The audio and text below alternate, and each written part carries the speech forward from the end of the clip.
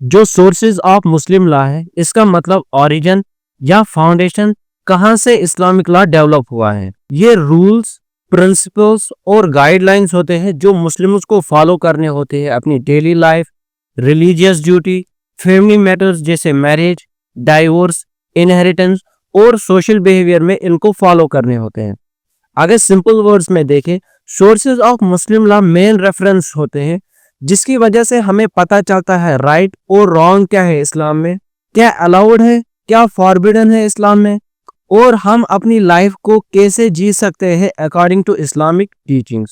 جیسے ہر کنٹری کے پاس اپنا کانسٹیٹیوشن اور لا ہوتا ہے، ویسے ہی اسلام میں یہ سورسز بیسز ہوتے ہیں فارمیشن اور انڈرسٹینڈنگ آف دی شریعہ لا، جس کو ہم اسلامک لا بھی کہتے ہیں. جو سورسز آف اسلامک لا ہے اس کو ہم نے کیٹیگرائز کیا ہے پرائمری اور سیکنڈری سورس میں. پرائمری سورس میں آتا ہے قرآن، حدیث، سنہ اور اجماع. سیکنڈری سورس میں آتا ہے قیاس، کسٹم، جوڈیشل ڈیسیجنز، لیجسلیشنز اور باقی ٹولز جیسے استشان، استصلاح.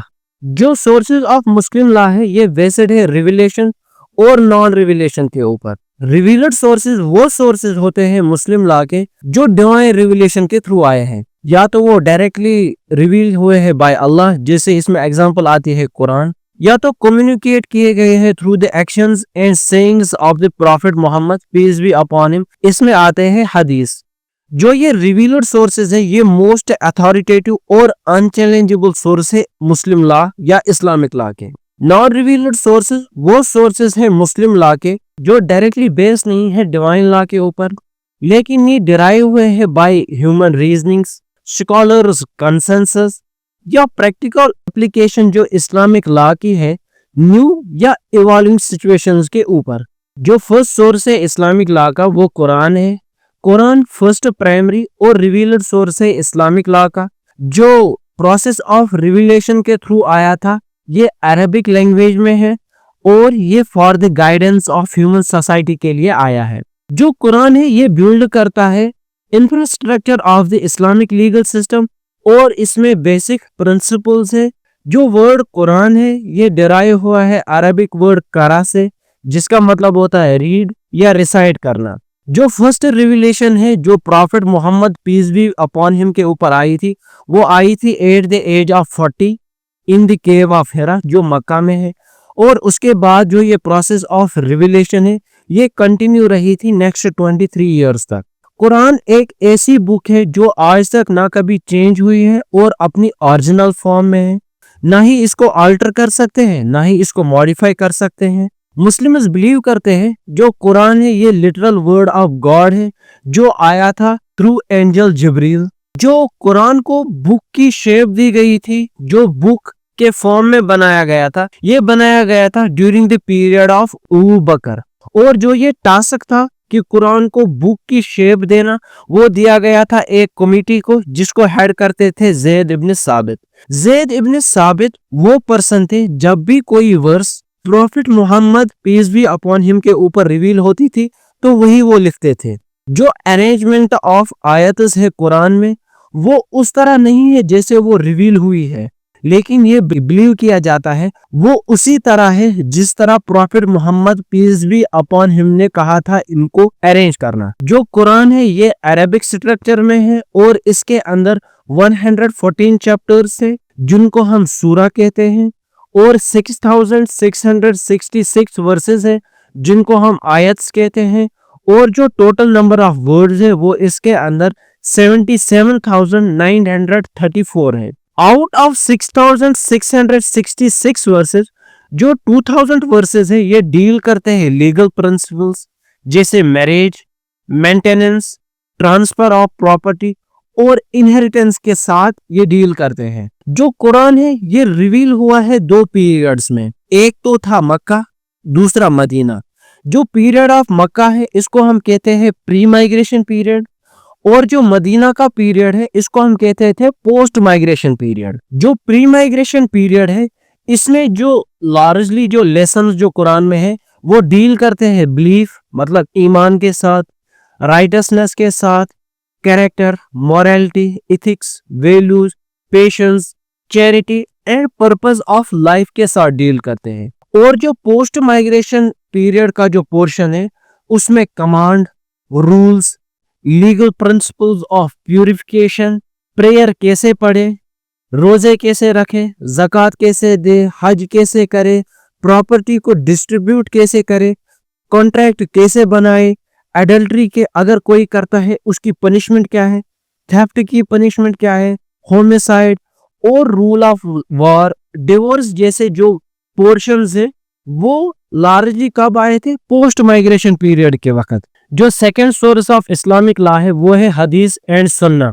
हदीस का मतलब होता है सेइंग्स, एक्शंस, अप्रूवल्स और disapprovals of the prophet Muhammad peace be upon him. सुन्ना का मतलब होता है वे ऑफ लाइफ या प्रैक्टिसेस क्या थे प्रॉफिट मोहम्मद के। इसमें उनके हैबिट्स, उनका बिहेवियर, उनका लाइफस्टाइल और वो क्या करते थे अपनी जिंदगी में, वो सारा आता है सुन्ना में। जो प्रिंसिपल्स ऑफ लॉ कुरान में दिए गए हैं उनको एक्सप्लेन हदीस और सुन्ना करता है। और हदीस और सुन्ना को second basic source of Islamic law माना जाता है। जो कोई भी प्रोनाउंसमेंट प्रॉफिट ने किसी भी ओकेजन पर की उसको हम अहादीस कहते हैं और अहादीस को सेक्रेड अथॉरिटी माना जाता है। उनका डिक्टा किसी भी मैटर ऑफ लॉ या रिलीजन में उनको वो सजेस्ट अल्लाह करता था, लेकिन जो वर्ड्स वो प्रॉफिट के होते थे। लेकिन कुरानिक टेक्स्ट अगर देखे वो लैंग्वेज ऑफ द गॉड भी है और थॉट ऑफ द गॉड भी है। इसका मतलब जैसे वो रिवील हुआ है वो एज इट इज लिखा गया है। अगर टाइप्स ऑफ सुन्ना की बात करें तो इसमें पहला आता है सुन्नत कौल। इसका मतलब होता है स्पोकन वर्ड्स या sayings of the prophet Muhammad. जो भी प्रॉफिट ने कहा लोगों को matters of religion, ethics, daily life में, वो सुन्नत कौल में आ जाते हैं। जैसे उन्होंने कहा कि हम एक्शंस ऑफ द पीपल को जज करेंगे उसके इंटेंशंस पे, इसको माना जाएगा सुन्नत कौल। कौल का मतलब होता है सेइंग्स। जो ये सेइंग्स है ये बहुत इंपॉर्टेंट है क्योंकि ये एक्सप्लेन करते हैं बहुत सारी टीचिंग्स ऑफ द कुरान को। दूसरा टाइप ऑफ सुन्ना जो है वो है सुन्नत फेल। इसका मतलब है एक्शंस या डीड्स ऑफ द प्रॉफिट। इसका मतलब उन्होंने प्रेयर कैसे परफॉर्म की, उन्होंने फास्टिंग कैसे रखे, उन्होंने हज कैसे परफॉर्म किया, वो लोगों के साथ कैसे डील करते थे और वो अपनी डेली लाइफ कैसे लिव करते थे, वो सारा आ जाता है सुन्नत फेल में। फॉर एग्जांपल इसमें आता है कि प्रॉफिट ने कैसे वुदू किया, ये सारा जो है ये सुन्नत फेल में आ जाता है। और सुन्नत फेल मुस्लिम्स को अपनी लाइफ में परफॉर्म करना चाहिए। तीसरा है इसमें सुन्नत तकरीर। सुन्नत तकरीर वो टाइप ऑफ सुन्ना है जहां पर किसी सिचुएशन में कोई भी कंपेनियन ऑफ द प्रॉफिट के सामने कोई एक्शंस करते थे और प्रॉफिट उसको डिसअप्रूव नहीं करते थे लेकिन साइलेंट रहते थे। जो उनकी साइलेंस थी वो ये कहते थे कि ये अलाउड है इस्लाम में। फॉर एग्जांपल अगर देखिए कोई कंपेनियन कोई काम करता है प्रॉफिट के सामने और उस वक्त प्रॉफिट साइलेंट रहते थे, तो इसका मतलब जो उनकी साइलेंस थी ये कहते थे ये अप्रूवल है और इसी अप्रूवल को हम सुन्नत तकरीर कहते हैं। जो third source of Islamic law है वो इजमा है। इजमा का मतलब होता है agreement of jurists among the followers of the prophet. अगर किसी भी पर्टिकुलर एज में वो कोई भी प्रॉब्लम फेस करते हैं तो वो उसके ऊपर इजमा करते हैं। मतलब बहुत सारे इस्लामिक ज्यूरिस्ट्स जमा होते हैं फिर उसका सोल्यूशन निकालते हैं। अगर सारे उसके ऊपर एग्री करते हैं कि ये सोल्यूशन परफेक्ट है तो उसको हम इजमा कहेंगे। इजमा डिराइव हुआ है वर्ड जमा से जिसका मतलब होता है गैदर होना। अगर लॉ में देखे इसका मतलब होता है यूनैनिमिटी या कंसेंसस ऑफ ओपिनियन किसी भी सर्टेन सॉल्यूशन के ऊपर। अगर सिंपल वर्ड्स में देखे इजमा का मतलब होता है किसी भी पर्टिकुलर सॉल्यूशन के ऊपर एग्री करना। जो अथॉरिटी ऑफ इजमा है as a source of Islamic law ये हमें कुरान और हदीस में मिलता है क्योंकि कुरान रिपीटेडली मुस्लिम्स को एन उम्मा कहता है। उम्मा का मतलब होता है कम्युनिटी। इजमा third source of Islamic law है लेकिन ये रिवील्ड सोर्स नहीं है। जैसे कुरान और हदीस रिवील्ड सोर्स है, इजमा रिवील्ड सोर्स नहीं है। ये ह्यूमन एक्सप्रेशन और ह्यूमन एक्सर्शन के थ्रू हमें मिलता है, लेकिन ये काम प्राइमरी सोर्स के ही अंडर करता है। जो इजमा ये पर्टिकुलरली एसोसिएट है consensus of the companions of the profit और उनके सक्सेसर्स के साथ।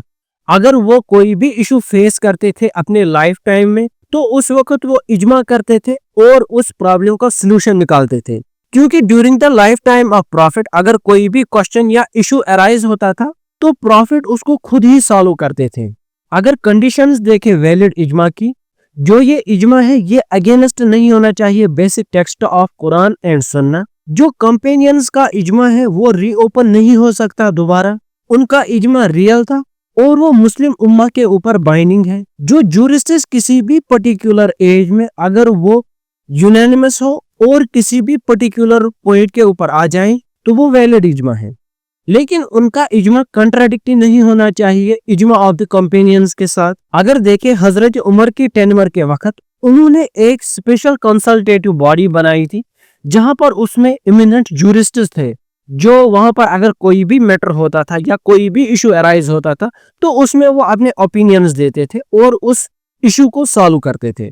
जैसे उन्होंने इजमा के थ्रू ये रखा था अगर कोई भी वाइन कंज्यूम करता है तो उसको हम 8 लैशेस देंगे। ना तो ये हदीस में ये पनिशमेंट थी और ना ये पनिशमेंट कुरान में थी, ये उन्होंने इजमा के थ्रू रखी थी।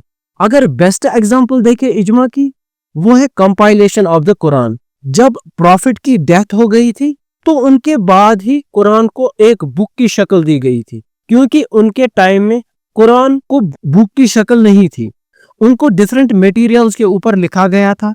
उनकी डेथ के बाद एक बैटल हो गई थी जिस बैटल का नाम था यमामा। वहां पर बहुत सारे कंपेनियंस जो थे प्रॉफिट के जिन्होंने कुरान को मेमोराइज किया था उनको मार दिया गया था। उस वक्त हजरत उमर ने सजेस्ट किया था उस वक्त के खलीफा को जिनका नाम था अबू बकर, उनको कहा था कि हम कुरान को कलेक्ट करेंगे और उसको एक बुक बनाएंगे जिसकी वजह से हमें कोई लॉस नहीं होगा और इसको हम प्रिवेंट भी करेंगे। अबू बकर ने इसके ऊपर एग्री किया और इसका टास्क एक कमेटी को दिया गया था जिसके हेड थे ज़ैद इब्न साबित। जब उन्होंने कलेक्ट और वेरीफाई किए थे वर्सेस ऑफ द कुरान, जो कंपेनियंस थे उन्होंने जो फाइनल कंपाइल्ड कुरान था उसके ऊपर अपनी ओपिनियन दी और कहा ये बिल्कुल ठीक है। जो ये एग्रीमेंट है कंपेनियंस का ये इजमा है। इसकी वजह से कुरान को प्रिजर्व भी किया गया था फ्यूचर जनरेशन के लिए।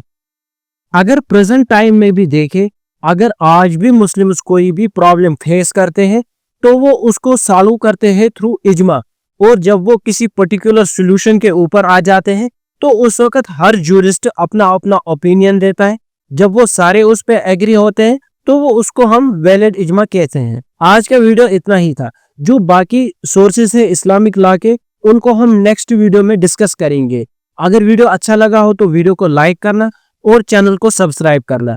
आपका प्यार ही हमारे लिए सब कुछ है।